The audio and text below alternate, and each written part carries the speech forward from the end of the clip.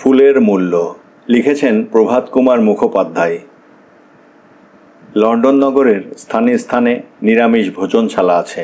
আমি একদিন ন্যাশনাল গ্যালারিতে ঘুরিয়া ঘুরিয়া ছবি দেখিয়া নিজেকে অত্যন্ত ক্লান্ত করিয়া ফেলিলাম। ক্রমে 1টা বাজিল। অত্যন্ত ক্ষুধাও অনুভব করিতে লাগিলাম। সেইখান হইতে অনতি দূরে সেন্ট মার্টিনস লেনে এইরূপ ভোজনশালা আছে। মৃদুমন্দ পদক্ষেপে তথায় গিয়া প্রবেশ করিলাম। তখনও লন্ডনের ভোজনশালাগুলোতে লাঞ্চের জন্য বহু লোক সমাগম আরম্ভ হয় নাই। হলে প্রবেশ করিয়া দেখিলাম 2-4টি মাত্র ক্ষুধাতুর এখানে ওখানে বিক্ষিপ্তভাবে বসিয়া আছে। আমি গিয়া একটি টেবিলের সম্মুখে বসিয়া দৈনিক সংবাদপত্রখানি উঠাইয়া লইলাম। নম্রমুখী ওয়েট্রেস আসিয়া দাঁড়াইয়া হুকুমের প্রতীক্ষা করিতে লাগিল। আমি সংবাদপত্র হইতে চক্ষু উঠাইয়া খাদ্যতালিকা হাতে লইয়া আবশ্যক মতো অর্ডার দিলাম। ধন্যবাদ মহাশয় বলিয়া ক্ষিপ্রগামিনী ওয়েট্রেস নিঃশব্দে অন্তর্হিত হইল। এক মুহূর্তে আমার নিকট হইতে অল্প দূরে আর একখানি টেবিলের প্রতি আমার নজর পড়িল। দেখিলাম সেখানে একটি ইংরাজ বালিকা বসিয়া আছে। তাহার পানে চাহিবা মাত্র সে আমার মুখ হইতে নিজ দৃষ্টি অন্যত্র ফিরাইয়া লইল। অবাক হইয়া সে আমাকে দেখিতেছিল। ইহাতে বিশেষ কোনো নতুনত্ব নাই, কারণ শ্বেতদ্বীপে আমাদের চমৎকার দেহবর্ণটির প্রভাবে জনসাধারণ সর্বত্রই মোহিত হইয়া থাকে এবং মনোযোগের অংশ প্রাপ্যের কিঞ্চিত অধিক মাত্রাতেই আমরা লাভ করি। বালিকাটির বয়স 13 কিংবা 14 বৎসর হইবে। তাহার পোশাক যেন কিছু দরিদ্রতা ব্যঞ্জক। চুলগুলো অজস্র ধারায় পিঠের ওপর পড়িয়াছে। বালিকার চক্ষু দুইটি বৃহৎ, যেন একটু বিষণ্ণতাযুক্ত।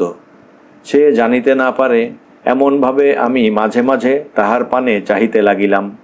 আমার খাদ্যদ্রব্যাদি আসিবার কিয়ৎক্ষণ পরেই সে আহার সমাধা করিয়া উঠিল। ওয়েট্রেস আসিয়া তাহার বিলখানি তাহাকে লিখিয়া দিল। বাহির হইবার দরজার নিকট অফিস আছে, সেখানে বিলখানি ও মূল্য দিয়া যাইতে হয়। বালিকা উঠিলে আমার দৃষ্টিও তাহাকে অনুসরণ করিল। স্বস্থানে বসিয়াই আমি দেখিলাম বালিকা তাহার মূল্য প্রদান করিয়া কর্মচারিণীকে চুপি চুপি জিজ্ঞাসা করিতেছে, প্লিজ মিস, ওই যে ভদ্রলোকটি উনি কি ভারতবর্ষীয়? আমার তাহাই অনুমান হয়। উনি কি সর্বদাই এখানে আসেন? বোধ হয় না, আর কখনো দেখিয়াছি বলিয়া তো স্মরণ নাই। ধন্যবাদ বলিয়া মেয়েটি আমার দিকে ফিরিয়া আর একবার চকিত দৃষ্টিপাত করিয়া বাহির হইয়া গেল। এইবার কিন্তু আমি বিস্মিত হইলাম। কেন? ব্যাপার কি?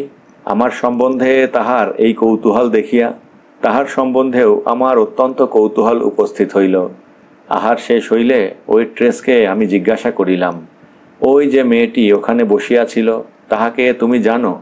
না মহাশয়, আমি তো বিশেষ জানি না, তবে প্রতি শনিবার এইখানে লাঞ্চ খাইয়া থাকে তাহা লক্ষ্য করিয়াছি। শনিবার ছাড়া অন্য কোনো বারে আসে না? না, আর তো কখনো দেখি না। ও যে কে তাহা তুমি কিছু অনুমান করিতে পারো? বোধ করি কোনো দোকানে কর্ম করে। কেন বলো দেখি? হয়তো সামান্য কিছু উপার্জন করে। অন্যদিন লাঞ্চ খাইবার পয়সা কুলায় না। শনিবার সাপ্তাহিক বেতন পাই, তাই একদিন আসে। কথাটা আমার মনে লাগিল। বালিকাটির সম্বন্ধে কৌতূহল আমার মন হইতে দূর হইল না। এমন করিয়া আমার সংবাদ লইল কেন? ভিতরে কি এমন রহস্য আছে যাহার জন্য আমার সম্বন্ধে উহার এত উৎসুক? তাহার সেই দারিদ্র ক্লিষ্ট চিন্তাপূর্ণ বিষাদভরা মূর্তি আমার মনে আধিপত্য বিস্তার করিতে লাগিল। আহা, কে বালিকা? আমার দ্বারা তাহার কি কোনো উপকার হওয়ার সম্ভাবনা আছে? রবিবার দিন লন্ডনের সমস্ত দোকানপাট বন্ধ। সোমবার দিন প্রাতরাশের পর আমি বালিকার অনুসন্ধানে বাহির হইলাম। সেন্ট মার্টিনস লেনের কাছাকাছি রাস্তাগুলিতে, বিশেষত স্ট্র্যান্ডে অনেক দোকানে অন্বেষণ করিলাম, কিন্তু কোথাও তাহাকে দেখিতে পাইলাম না।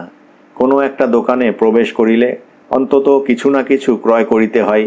অনাবশ্যক নেকটাই, রুমাল, কলারের বোতাম, পেন্সিল, ছবি, পোস্টকার্ড প্রভৃতি আমার ওভারকোটের পকেটে স্তূপাকার হইয়া উঠিল, কিন্তু কোথাও বালিকার সন্ধান পাইলাম না। সপ্তাহ কাটিয়া গেল। শনিবার আসিল। আমি আবার সেই নিরামিষ ভোজনাগারে উপস্থিত হইলাম। প্রবেশ করিয়া দেখি সেই টেবিলে বালিকা ভোজনে বসিয়াছে। আমি সেই টেবিলের নিকটে গিয়া তাহার সম্মুখে চেয়ারখানি দখল করিয়া বলিলাম, গুড আফটারনুন। বালিকা সসংকোচের সহিত বলিল, গুড আফটারনুন স্যার। একটি আধটি কথা দিয়া আরম্ভ করিয়া আমি ক্রমে জমাইয়া তুলিতে লাগিলাম। বালিকা একসময় জিজ্ঞাসা করিল, আপনি কি ভারতবর্ষীয়? হ্যাঁ। আমায় ক্ষমা করিবেন, আপনি কি নিরামিষভোজী?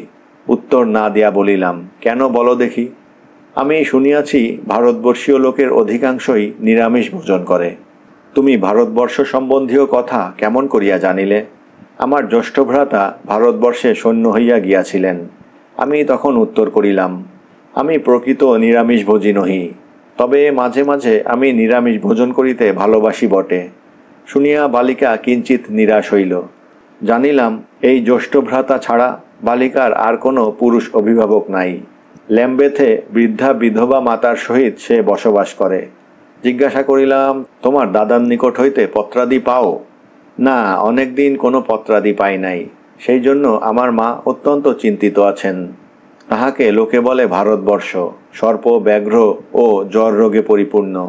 তাই তিনি আশঙ্কা করিতেছেন আমার ভ্রাতার কোনরূপ অমঙ্গল ঘটিয়া থাকিবে। সত্যি কি ভারতবর্ষ সর্প ব্যাঘ্র ও জ্বর রোগে পরিপূর্ণ মহাশয়? আমি একটু হাসিলাম, বলিলাম, না, তাহা হইলে কি মানুষ সেখানে বাস করিতে পারিত? বালিকা একটি মৃদু রকম দীর্ঘ নিঃশ্বাস ফেলিল, বলিল, মা বলেন যদি কোনো ভারতবাসীর সাক্ষাৎ পাই তবে সকল কথা জিজ্ঞাসা করি বলিয়া অনুনয়পূর্ণ নেত্রে আমার পানে চাহিল। আমি তাহার মনের ভাব বুঝিতে পারিলাম। বাড়িতে মার কাছে লইয়া যাইবার জন্য আমাকে অনুরোধ করিতে তাহার সাহস হইতেছে না, অথচ ইচ্ছা আমি একবার যাই। এই দিন বিরহকাতর জননীর সঙ্গে সাক্ষাৎ করিতে আমার অত্যন্ত আগ্রহ হইল।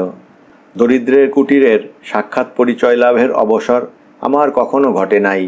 দেখিয়া আসিব এদেশে তাহারা কিরূপভাবে জীবন অতিবাহিত করে, কিরূপভাবে চিন্তা করে। বালিকাকে বলিলাম, চলো না, আমাকে তোমাদের বাড়ি লইয়া যাইবে, তোমার মার নিকট আমায় পরিচয় করাইয়া দিবে। এ প্রস্তাবে বালিকার চক্ষু দুইটি দিয়া যেন কৃতজ্ঞতা উছলিয়া উঠিল। বলিল, thank you so much, it would be so kind of you. এখন আসিতে পারিবেন কি? আহ্লাদের সহিত। আপনার কোনো কার্যের ক্ষতি হইবে না তো? না না, মোটেই না। আজ অপরাহ্নে আমার সময় সম্পূর্ণ আমার নিজের। শুনিয়া বালিকা পুলকিত হইল। আহার সমাধা করিয়া আমরা দুইজন উঠিলাম। পথে জিজ্ঞাসা করিলাম, তোমার নামটি কি জানিতে পারি? আমার নাম অ্যালিস মার্গারেট ক্লিফোর্ড। রঙ্গ করিয়া বলিলাম, ওহ হো, তুমি অ্যালিস ইন ওয়ান্ডারল্যান্ডের সেই অ্যালিস বুঝি? বিস্ময়ে বালিকা চক্ষু স্থির করিয়া রহিল। জিজ্ঞাসা করিল, সে কি? আমিও একটু অপ্রতিভ হইলাম। মনে করিতাম এমন কোনো ইংরেজ বালিকা নাই অ্যালিস ইন ওয়ান্ডারল্যান্ড নামক সেই অদ্বিতীয় শিশুরঞ্জন পুস্তকখানি কণ্ঠস্থ করিয়া রাখে নাই। বলিলাম, সে একখানি চমৎকার বহি আছে, পড়ো নাই? না, আমি তো পড়ি নাই। বলিলাম, তোমার মাতা যদি আমায় অনুমতি করেন তবে আমি তোমায় সে বহি একখানি উপহার দিব। এইরূপ কথোপকথন করিতে করিতে সেন্ট মার্টিনস চার্চের পাশ দিয়া চেয়ারিং ক্রস স্টেশনের সম্মুখে আসিয়া পৌঁছিলাম। স্ট্যান্ড দিয়া হুহু করিয়া বৃহদাকার দ্বিতল অনিবাসগুলো উত্তর দিকে ছুটিয়া যাইতেছে। ক্যাবেরও সংখ্যা নাই। টেলিগ্রাফ অফিসের সম্মুখে ফুটপাতে দাঁড়াইয়া বালিকাকে বলিলাম, এসো, আমরা এইখানেই ওয়েস্টমিনিস্টার বাসের জন্যে অপেক্ষা করি। বালিকা বলিল, হাঁটিয়া যাইতে আপনার আপত্তি আছে কি? আমি বলিলাম, কিছুমাত্র না, কিন্তু তোমার কষ্ট হইবে না? না, আমি তো রোজই হাঁটিয়া বাড়ি যাই। কোথায় সে কর্ম করে?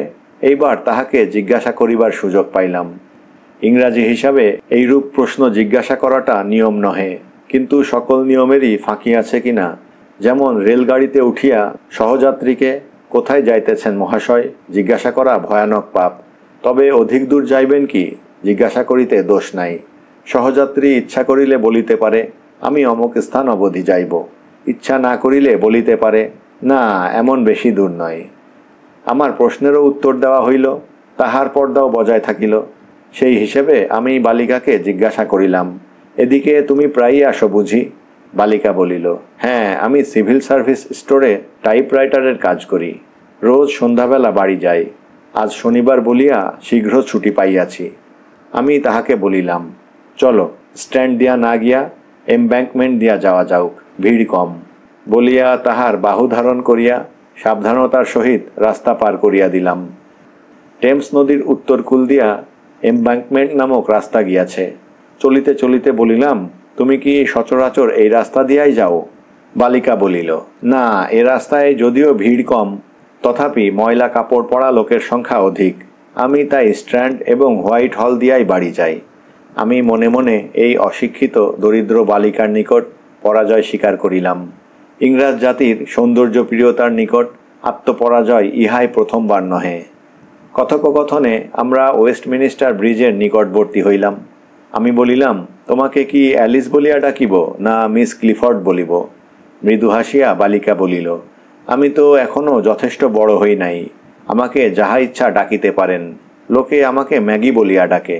তুমি কি বড় হইবার জন্য উৎকণ্ঠিত? হ্যাঁ। কেন বলো দেখি? বড় হইলে আমি কর্ম করিয়া অধিক উপার্জন করিতে সমর্থ হইব। আমার মা বৃদ্ধ হইয়াছেন। তুমি যে কর্ম করো তাহা তোমার মনোপুত? না, আমার কর্ম বড় যন্ত্রের মতো। আমি এমন কর্ম করিতে চাহি যাহাতে মস্তিষ্ক চালনা করিতে হয়, যেমন সেক্রেটারির কাজ। হাউসেস অব পার্লামেন্টের নিকট পুলিশ প্রহরী পদচারণা করিতেছে।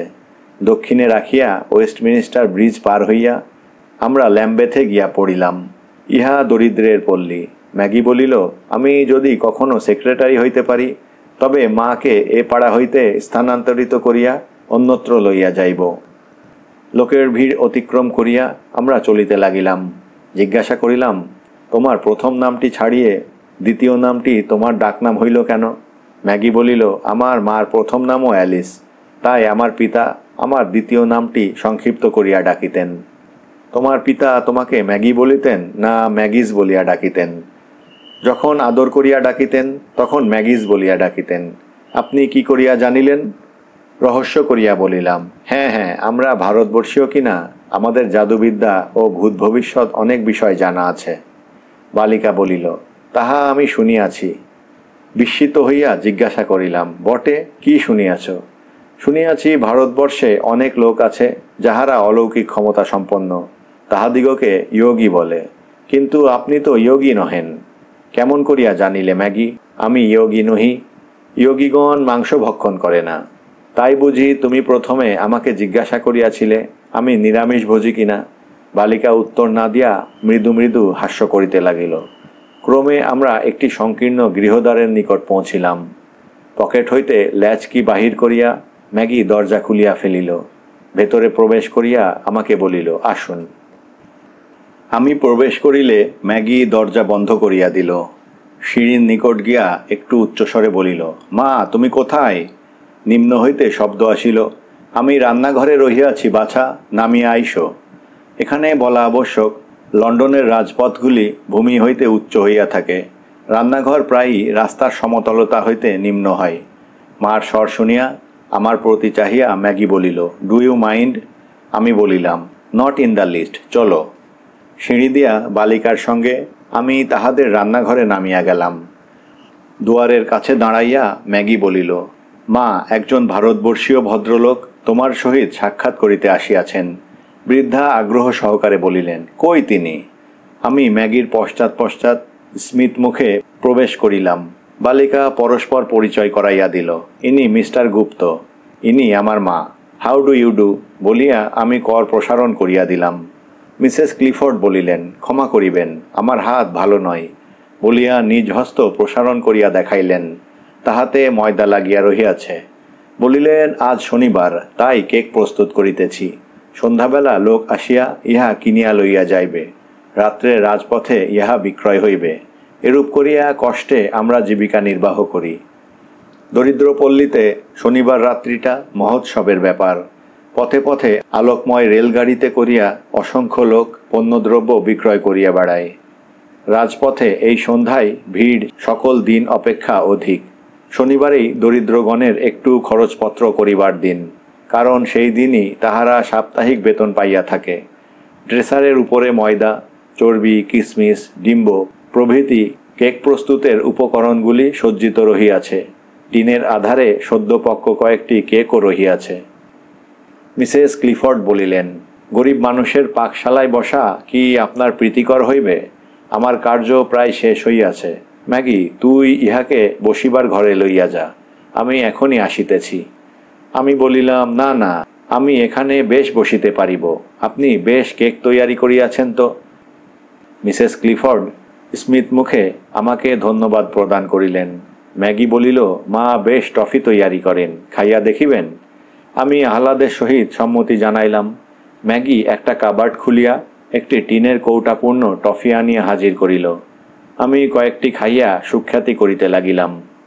কেক তৈয়ারি করিতে করিতে মিসেস ক্লিফোর্ড জিজ্ঞাসা করিলেন, ভারতবর্ষ কিরূপ দেশ মহাশয়? সুন্দর দেশ, বাস করিবার পক্ষে কি নিরাপদ? নিরাপদ বই কি, তবে এদেশের মতো ঠান্ডা নহে, কিছু গরম দেশ। সেখানে নাকি সর্প ও ব্যাঘ্র অত্যন্ত অধিক, তাহারা মানুষকে বিনাশ করে না। আমি হাসিয়া বলিলাম, ওসব কথা বিশ্বাস করিবেন না। সর্প ও ব্যাঘ্র জঙ্গলে থাকে, তাহারা লোকালয়ে আসে না। দৈবাত লোকালয়ে আসিলে তাহারা বিনষ্ট হয়। আর জ্বর, জ্বর ভারতবর্ষে কোথাও একটু বেশি বটে, সর্বত্র নহে, এবং সব সময়েও নহে। আমার পুত্র পাঞ্জাবে আছে, সে সৈনিক পুরুষ। পাঞ্জাব কেমন স্থান মহাশয়? পাঞ্জাব উত্তম স্থান, সেখানে জ্বর কম, স্বাস্থ্য খুব ভালো। মিসেস ক্লিফোর্ড বলিলেন। আমি শুনিয়া খুশি হইলাম। তাহার কেক তৈয়ারি শেষ হইল। কন্যাকে বলিলেন, ম্যাগি, তুই মিস্টার গুপ্তকে উপরে লইয়া যা, আমি হাত ধুইয়া চা প্রস্তুত করিয়া আনিতেছি। ম্যাগি অগ্রে, আমি পশ্চাৎ পশ্চাৎ তাহাদের বসিবার ঘরটিতে প্রবেশ করিলাম। আসবাবপত্র অতি সামান্য এবং অল্প মূল্য।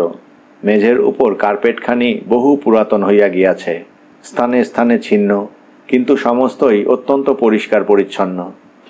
ম্যাগি কক্ষে আসিয়া পর্দাগুলি সরাইয়া জানালাগুলি খুলিয়া দিল।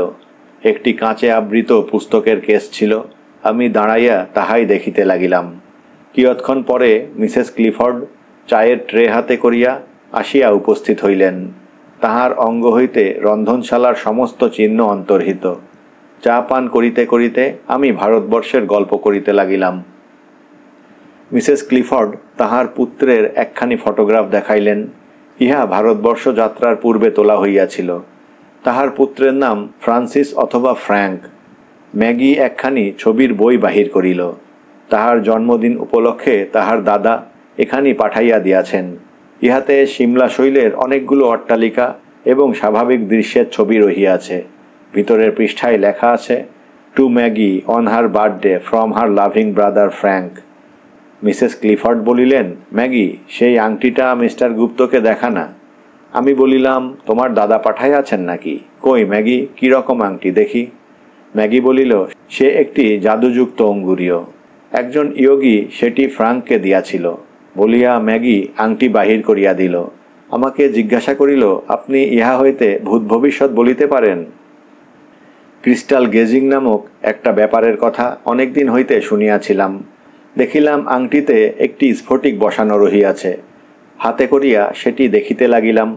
মিসেস ক্লিফোর্ড বলিলেন, ফ্র্যাঙ্ক ওটি পাঠাইবার সময় লিখিয়াছিল, সংযত মনে ওই স্ফটিকের পানে চাহিয়া দূরবর্তী যে কোনো মানুষের বিষয়ে চিন্তা করিবে, তাহার সমস্ত কার্যকলাপ দেখিতে পাওয়া যাইবে। ইয়োগী ফ্র্যাঙ্ককে এই কথা বলিয়াছিল। বহুদিন ফ্র্যাঙ্কের কোনো সংবাদ না পাইয়া আমি ও ম্যাগি অনেকবার উহার প্রতি দৃষ্টিবদ্ধ করিয়া চিন্তা করিয়াছি, কিন্তু কোনো ফল হয় নাই। আপনি একবার দেখুন না, আপনি হিন্দু, আপনি সফল হইতে পারেন। দেখিলাম কুসংস্কার শুধু ভারতবর্ষে আবদ্ধ নহে, অথচ ইহা যে কিছুই নয়, একটা পিতলের আংটি এবং এক টুকরো সাধারণ কাঁচ মাত্র। তাহা এই জননী ও ভগিনীকে বলিতে মন বসিল না। তাহারা মনে করিয়াছে তাহাদের ফ্রাঙ্ক সেই বহুদূর স্বপ্নবৎ ভারতবর্ষ হইতে একটি অভিনব অত্যাশ্চর্য দ্রব্য তাহাদিগকে পাঠাইয়া দিয়াছে। সে বিশ্বাসটুকু ভাঙিয়া দিই কি প্রকারে? মিসেস ক্লিফোর্ড ও ম্যাগির আগ্রহ দর্শনে অঙ্গুরীয়টি হাতে লইয়া স্ফটিকের প্রতি অনেকক্ষণ দৃষ্টিবদ্ধ করিয়া রহিলাম। অবশেষে প্রত্যার্পণ করিয়া বলিলাম, কই, আমি তো কিছু দেখিলাম না। মাতা কন্যা উভয়েই একটু দুঃখিত হইল। বিষয়ান্তরের প্রতি তাহাদের মনোযোগ আকৃষ্ট করিবার জন্য বলিলাম, ওই যে একটি বেহালা রহিয়াছে দেখিতেছি, ওটি তোমার বুঝি ম্যাগি? মিসেস ক্লিফোর্ড বলিলেন, হ্যাঁ, ম্যাগি বেশ বাজাইতে পারে। একটা কিছু বাজাইয়া শুনাইয়া দে না ম্যাগি।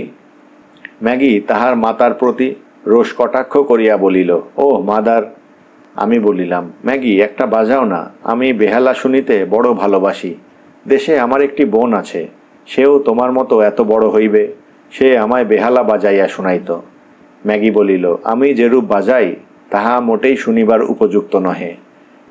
আমার পীড়াপিড়িতে শেষে ম্যাগি বাজাইতে স্বীকৃত হইল। বলিল, আমার ভাণ্ডারে অধিক কিছু নাই, কি শুনিবেন? আমি ফরমাস করিব, আচ্ছা তাহা হইলে তোমার মিউজিক কেস লইয়া আইস, কি কি আছে দেখি। ম্যাগি একটি কালো চামড়ায় নির্মিত পুরাতন মিউজিক কেস বাহির করিল। খুলিয়া দেখিলাম তাহার মধ্যে অধিকাংশ স্বরলিপি অকিঞ্চিতকর, যথা goodbye Dolly Gray, honeysuckle and the bee প্রভৃতি। কয়েকটি রহিয়াছে যাহা যথার্থই ভালো জিনিস, যদিও ফ্যাশন হিসেবে বহু পুরাতন হইয়া গিয়াছে, যথা Annie Laurie, Robin Adair, the last rose of summer ইত্যাদি দেখিলাম। কয়েকটি স্কচ গানও রহিয়াছে। আমি স্কচ গানের বড়ই পক্ষপাতী, তাই ব্লু বেলস অফ স্কটল্যান্ড নামক স্বরলিপিটি বাছিয়া আমি ম্যাগির হস্তে দিলাম। ম্যাগি বেহালাই বাজাইতে লাগিল। আমি মনে মনে সুর করিয়া গানটি গাহিতে লাগিলাম। বাজনা শেষ হইলে ম্যাগিকে ধন্যবাদ দিয়া আমি অনেক প্রশংসা করিতে লাগিলাম। মিসেস ক্লিফর্ড বলিলেন, ম্যাগি কখনো উপযুক্ত শিক্ষালাভের সুযোগ পায় নাই। যাহা শিখিয়াছে তাহা নিজের যত্নে শিখিয়াছে মাত্র। যদি কখনো আমাদের অবস্থার পরিবর্তন হয় তবে উহাকে লেসন্স লওয়াইবার বন্দোবস্ত করিব। কথাবার্তা শেষ হইলে বলিলাম, ম্যাগি আর কিছু বাজাও না? এখন ম্যাগির সংকোচ তিরোহিত হইয়াছে। বলিল, কি বাজাইব, নির্দেশ করুন। আমি তাহার স্বরলিপিগুলোর মধ্যে খুঁজিতে লাগিলাম। বর্তমান সময়ে যে সকল গান শৌখিন সমাজে আদৃত তাহার কোনোটি দেখিতে পাইলাম না। বুঝিলাম সে সকল গানের প্রতিধ্বনি এখনও এ দরিদ্র পল্লীতে প্রবেশ করে নাই। খুঁজিতে খুঁজিতে হঠাৎ একটি যথাযথ উচ্চ শ্রেণীর স্বরলিপি হাতে পাইলাম। এটি গ্রাউন্ড কর্তৃক বিরচিত ফস্ট নামক অপেরা হইতে ফ্লাওয়ার সং গান। হাত তুলিয়া অনুরোধ করিলাম, এইটি বাজাও। ম্যাগি বাজাইল। শেষ হইলে আমি কিয়ৎক্ষণ বিস্ময়ে মৌন হইয়া রইলাম। কালচার নামক জিনিসটা ইউরোপীয় সমাজের কত নিম্নস্তর অবধি প্রবেশ করিয়াছে, ইহাই আমার বিস্ময়ের বিষয়। ম্যাগি এই কঠিন স্বরলিপিটিও সুন্দর বাজাইল, অথচ সে একটি নিম্ন শ্রেণীর বালিকা মাত্র। ভাবিলাম কলিকাতায় কোনো দিগ্গজ ব্যারিস্টার বা প্রসিদ্ধ সিভিলিয়ানের এই বয়সের কন্যা গুণর ফাউস্ট হইতে একটি সঙ্গীত যদি এমন সুন্দরভাবে বাজাইতে পারিত তবে সমাজে ধন্য ধন্য পড়িয়া যাইত। ম্যাগিকে ধন্যবাদ দিয়া জিজ্ঞাসা করিলাম, এটিও কি তুমি নিজে শিখিয়াছ? না, এটি আমি নিজে শিখিতে পারি নাই, আমাদের গির্জার মিনিস্টারের কন্যার নিকট হইতে এটি আমি শিখিয়াছি। আপনি কখনো এ অপেরা শুনিয়াছেন? আমি বলিলাম, না, আমি অপেরায় কখনো ফাউস্ট শুনি নাই, তবে গৈটের ফাউস্টের ইংরেজি অনুবাদ লাইসিয়ামে অভিনয় দেখিয়াছি বটে। লাইসিয়ামে, যেখানে আরভিং অভিনয় করেন? হ্যাঁ, তুমি কখনো আরভিংয়ের অভিনয় দেখিয়াছ? ম্যাগি দুঃখিতভাবে বলিল, না, আমি কোনো ওয়েস্ট এন্ড থিয়েটারে কখনো যাই নাই, আরভিংকে কখনো দেখি নাই। ছবির দোকানের জানালায় তাহার ফটোগ্রাফ দেখিয়াছি মাত্র। এখন আরভিং লাইসিয়ামে মার্চেন্ট অফ ভেনিস অভিনয় করিতেছেন। মিসেস ক্লিফর্ড আর তুমি যদি একদিন আসো তবে আমি অত্যন্ত আহ্লাদের সহিত তোমাদিগকে লইয়া যাই।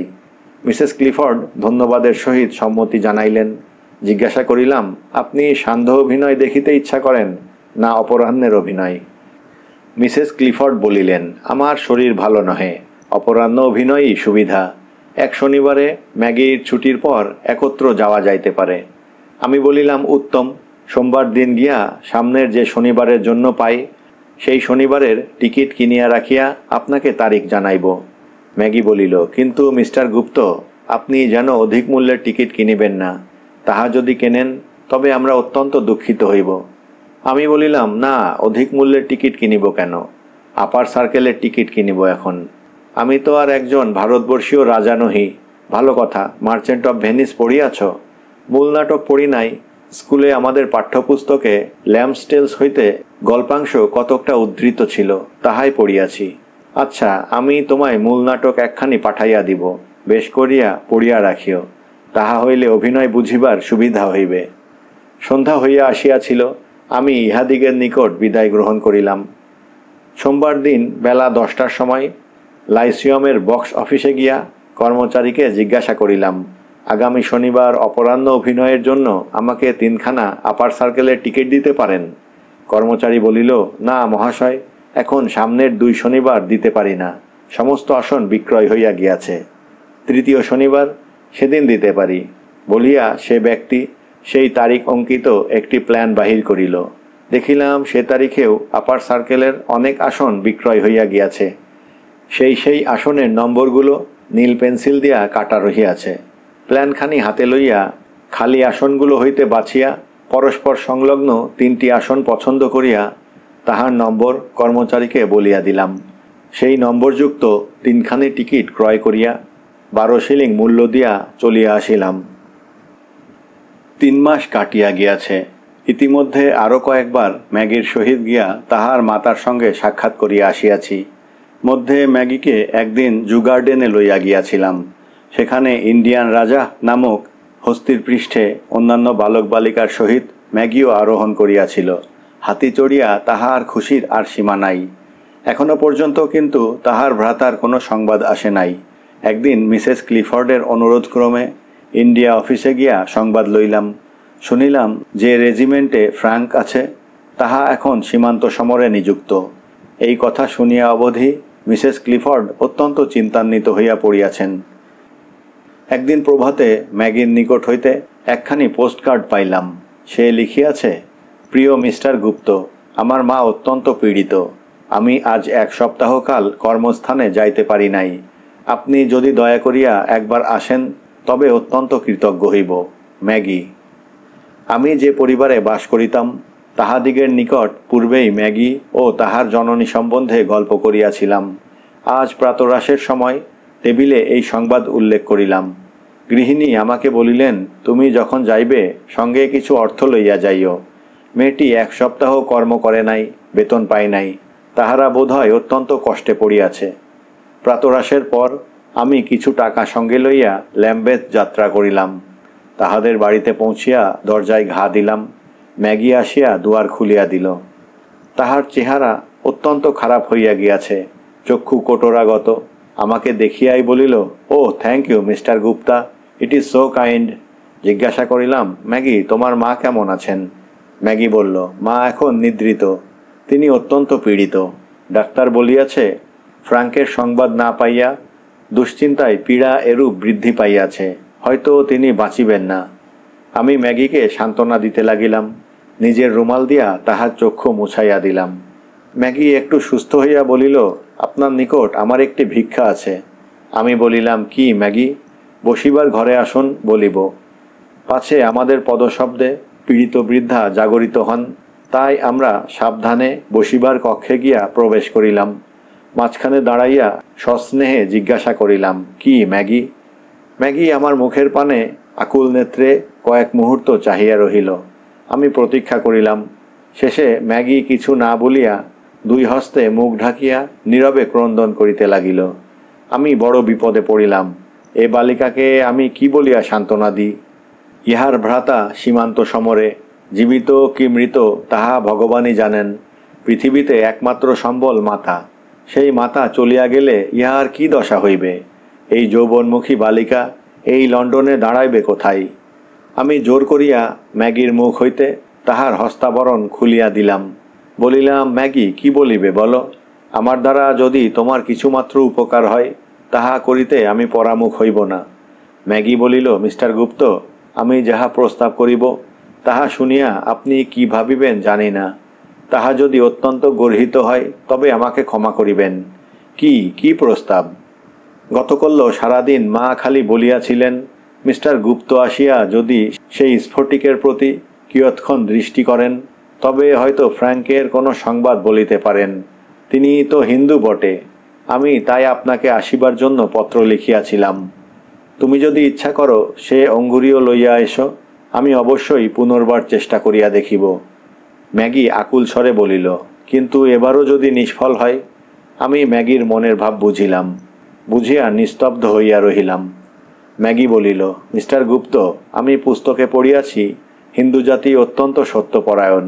আপনি যদি স্ফটিক অবলম্বন করিবার পর মাকে কেবলমাত্র বলেন ফ্রাঙ্ক ভালো আছে, জীবিত আছে, তাহা হইলে কি নিতান্ত মিথ্যা হইবে, বড় অন্যায় হইবে। এই কথা বলিতে বলিতে বালিকার চক্ষু দিয়া দরদর ধারায় জল পড়িতে লাগিল। আমি কয়েক মুহূর্ত চিন্তা করিলাম, মনে মনে ভাবিলাম, আমি পুণ্যাত্মা নহি। এ জীবনে আমি অনেক পাপ করিয়াছি, আজ এই পাপটিও করিব, এইটি আমার সর্বাপেক্ষা লঘু পাপ হইবে। প্রকাশ্যে বলিলাম, ম্যাগি তুমি চুপ করো, কাঁদিও না। কই সে অঙ্গুরীয়, দাও একবার ভালো করিয়া দেখি, যদি কিছু দেখিতে না পাই তবে তুমি যে রূপ বলিতেছ সেই রূপ করিব। তাহা যদি অন্যায় হয় ঈশ্বর আমাকে ক্ষমা করিবেন। ম্যাগি আমাকে অঙ্গুরীয় আনিয়া দিল। আমি সেটি হাতে লইয়া তাহাকে বলিলাম, যাও তুমি দেখো তোমার মা জাগিয়াছেন কিনা। প্রায় 15 মিনিট পরে ম্যাগি ফিরিয়া আসিল, বলিল, মা জাগিয়াছেন, আপনার আগমন সংবাদ তাহাকে দিয়াছি। আমি এখন গিয়া তাহাকে দেখিতে পারি? আসুন। বৃদ্ধার রোগশয্যার নিকট উপস্থিত হইলাম। আমার হস্তে তখন সেই অঙ্গুরীয়। তাহাকে সুপ্রভাত জানাইয়া বলিলাম, মিসেস ক্লিফোর্ড, আপনার পুত্র ভালো আছে, জীবিত আছে। এই কথা শুনিবা মাত্র বৃদ্ধা তাহার উপাধান হইতে মস্তক কিঞ্চিত উত্তোলন করিলেন। বলিলেন, আপনি স্ফটিকে ইহা দেখিলেন কি? আমি অসংকোচে বলিলাম, হ্যাঁ মিসেস ক্লিফোর্ড, আমি স্ফটিকে ইহা দেখিলাম। বৃদ্ধার মস্তক আবার উপাধানের সহিত মিলিত হইল। তাহার চক্ষুযুগল হইতে আনন্দাশ্রু বিগলিত হইতে লাগিল। তিনি শুধু অস্ফুট স্বরে বলিতে লাগিলেন, God bless you, God bless you. Mrs Clifford সে যাত্রা আরোগ্য লাভ করিলেন। আমার দেশে ফিরিয়া আসিবার সময় ঘনাইয়া আসিল। একবার ইচ্ছা হইল ল্যাম্বেথে গিয়া ম্যাগি ও তাহার জননীর নিকট বিদায় গ্রহণ করিয়া আসি, কিন্তু সে পরিবার এখন শোকসন্তপ্ত। সীমান্ত যুদ্ধে ফ্রাঙ্ক নিহত হইয়াছে। মাসখানেক হইল কালো বর্ডার দেওয়া চিঠিতে ম্যাগি এ সংবাদ আমাকে লিখিয়াছে। হিসাব করিয়া দেখিলাম, যে সময় আমি মিসেস ক্লিফোর্ডকে বলিয়াছিলাম তাহার পুত্র ভালো আছে, জীবিত আছে, তাহার পূর্বেই ফ্রাঙ্কের মৃত্যু হইয়াছে। এই সকল কারণে মিসেস ক্লিফোর্ডের নিকট আমার আর মুখ দেখাইতে লজ্জা করিতে লাগিল। তাই আমি একখানি পত্র লিখিয়া ম্যাগি ও তাহার মাতার নিকট বিদায় বার্তা জানাইলাম। ক্রমে লন্ডনে আমার শেষ রজনী প্রভাত হইল। আমি অন্য দেশ যাত্রা করিব। পরিবারস্থ সকলের সঙ্গে প্রাতরাশে বসিয়াছি, এমন সময় বহির্দ্বারে শব্দ উত্থিত হইল। কয়েক মুহূর্ত পরে দাসী আসিয়া বলিল, please mister Gupta, miss Clifford আপনার সঙ্গে সাক্ষাৎ করিতে আসিয়াছেন। আমার প্রাতরাশ তখনও শেষ হয় নাই। বুঝিলাম ম্যাগি আমার নিকট বিদায় গ্রহণ করিতে আসিয়াছে, পাছে তাহার কর্মস্থানে যাইতে বিলম্ব হইয়া যায়। তাই আমি তখন গৃহকর্ত্রীর অনুমতি লইয়া টেবিল ছাড়িয়া উঠিলাম। হলে গিয়া দেখিলাম কৃষ্ণবর্ণ পরিচ্ছদে দেহ আবৃত করিয়া ম্যাগি দাঁড়াইয়া রহিয়াছে। নিকটেই পারিবারিক লাইব্রেরি ছিল, তাহার মধ্যে ম্যাগিকে লইয়া গিয়া বসাইলাম। ম্যাগি বলিল, আপনি আজ চলিলেন? হ্যাঁ ম্যাগি, আজই আমার যাত্রা করিবার দিন। দেশে পৌঁছুতে আপনার কয়দিন লাগিবে?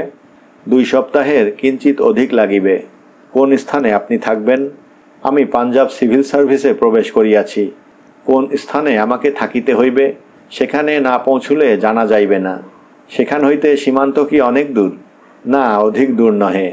দেরা গাজী খান নিকট ফোর্ট মনরোতে ফ্রাঙ্কের সমাধি আছে। কথাগুলো বলিতে বলিতে বালিকার চক্ষু দুইটি ছলছল করিল। বলিলাম, আমি যখন ওদিকে যাইব তখন অবশ্যই তোমার ভ্রাতার সমাধি দর্শন করিয়া তোমায় পত্র লিখিব। ম্যাগি বলিল, কিন্তু আপনার কষ্ট ও অসুবিধে হইবে না? কি কষ্ট, কি অসুবিধা? আমি যেখানে থাকিব সেখান হইতে দেরা গাজী খা তো অধিক দূর হইবে না। আমি একবার নিশ্চয়ই সুবিধামতো গিয়া তোমায় পরে সব জানাইব। ম্যাগির মুখখানি কৃতজ্ঞতায় পূর্ণ হইয়া উঠিল। সে আমাকে ধন্যবাদ দিল। তাহার কণ্ঠ রুদ্ধ প্রায়। নিজের পকেট হইতে একটি শিলিং বাহির করিয়া আমার সম্মুখে টেবিলের ওপর রাখিয়া বলিল, আপনি যখন যাইবেন তখন অনুগ্রহ করিয়া 1 শিলিং দিয়া কিছু ফুল ক্রয় করিয়া আমার ভ্রাতার সমাধির উপর সাজাইয়া রাখিবেন। ভাবের আবেগে আমি চক্ষু নত করিয়া রহিলাম। ভাবিলাম বালিকার এই বহু কষ্টার্জিত শিলিংটি ফিরাইয়া দেই। বলি, আমাদের দেশে ফুল যেখানে সেখানে অজস্র পরিমাণে পাওয়া যায়, পয়সা দিয়া কিনিতে হয় না।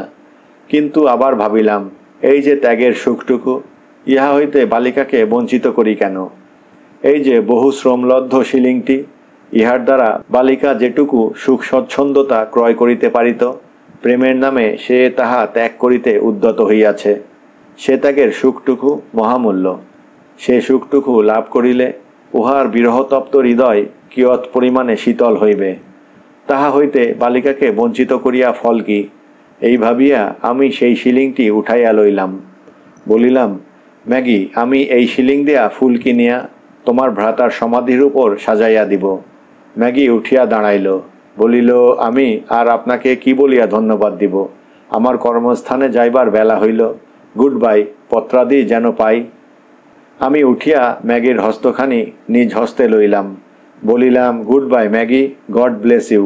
বলিয়া তাহার হাতখানি স্বীয় ওষ্ঠের নিকট তুলিয়া তাহাতে একটি চুম্বন করিলাম। ম্যাগি চলিয়া গেল। চক্ষের 2 ফোঁটা জল রুমালে মুছিয়া বাক্স তরঙ্গ গুছাইতে উপরে উঠিয়া গেলাম। ধন্যবাদ।